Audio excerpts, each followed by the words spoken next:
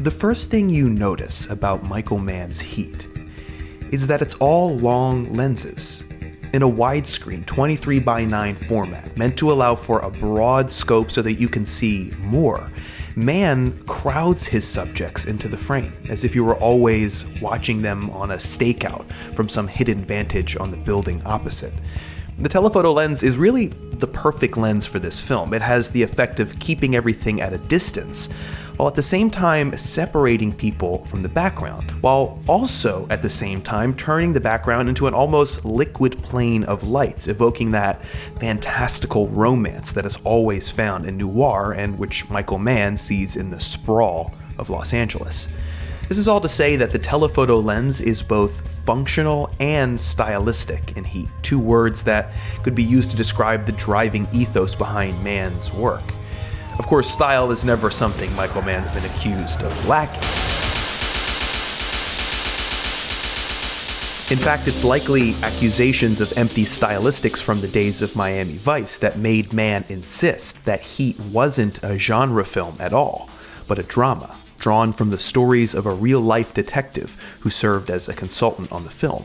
And it's true, the procedural and mundane elements of police and criminal activity are painstakingly rendered in Heat. And there's a pride in the fact that the locations are real locations in LA. This was an actual cardboard community on Terminal Island. This train that De Niro gets out of is the real blue line of the Los Angeles MTA, and his house is a real house in Malibu by the sea. But Mann can't hide his knack for and devotion to style. The three locations I mentioned may be real places, but it's not an accident that in the first, a giant mound of yellow sulfur gives the space a dreamlike quality, or that the train platform feels both alien and alienating. And as for De Niro's home, what could call attention to itself more than this blue suffused box of loneliness cribbed from Alex Colville's 1967 painting, Pacific?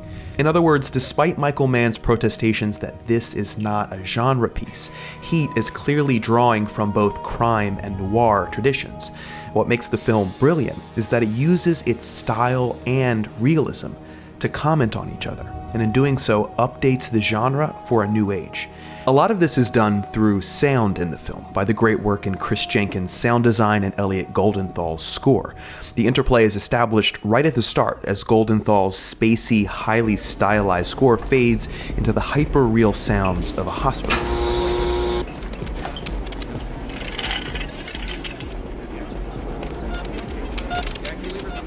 And that exchange is in the soundtrack too. For the scene where Pacino chases down De Niro on the highway, Mann uses a Joy Division song called New Dawn Fades that has a driving rhythm that fits the moment perfectly.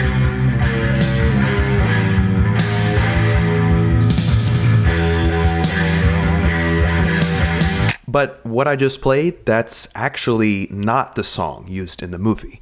Mann commissioned a cover of New Dawn Fades by the electronic artist Moby, who super adds to this functional moment a layer of pure style. Listen to the difference it makes.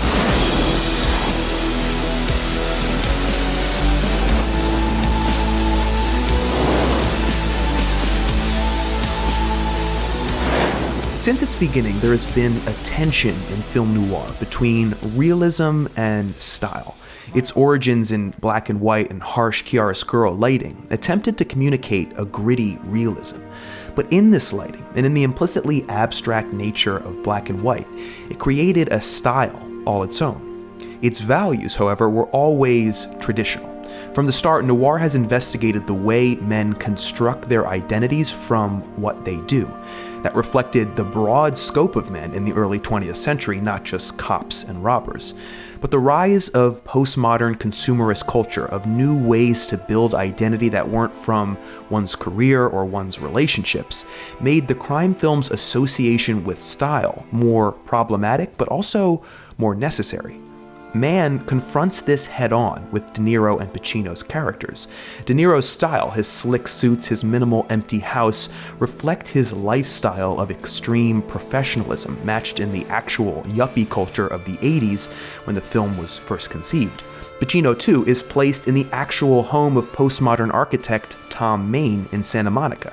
Mann knows that to communicate with contemporary audiences, to make a crime noir that is fresh and looks forward, these stylistic choices have to be present.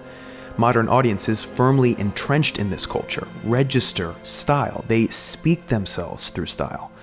And it's through this attention to style that Heat can finally level a critique on its own culture.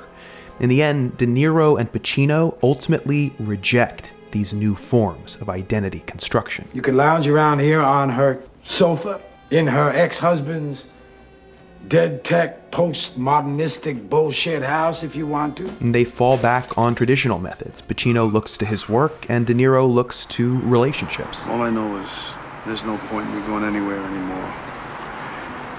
It's gonna be alone.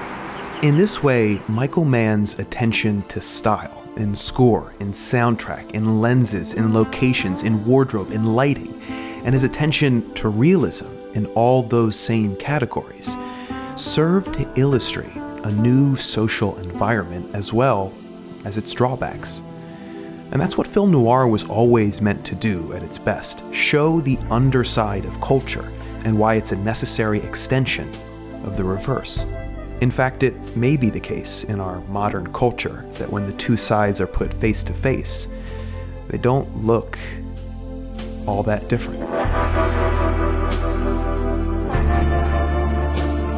Hey everybody, thanks for watching. Heat is one of the best crime thrillers of all time, no question about that.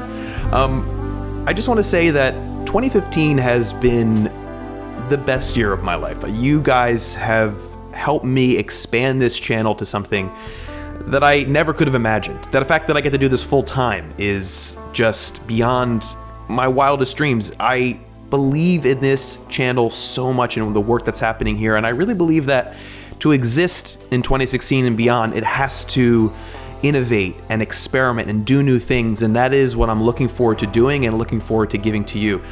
There's a really special relationship between the people who watch this channel, pledge to this channel on my Patreon page, and me, because there's nothing in between us. And that's a model that I talk about after every video, but one that I really, really, really, really believe in, because this content is not diluted by any corporation or any brand or anything like that, and that's, I think, really special, and I think a new model for the way that content can be. So I just want to say thank you for 2015. You guys have been awesome. If you do want to pledge, you can click right there and go to my Patreon page.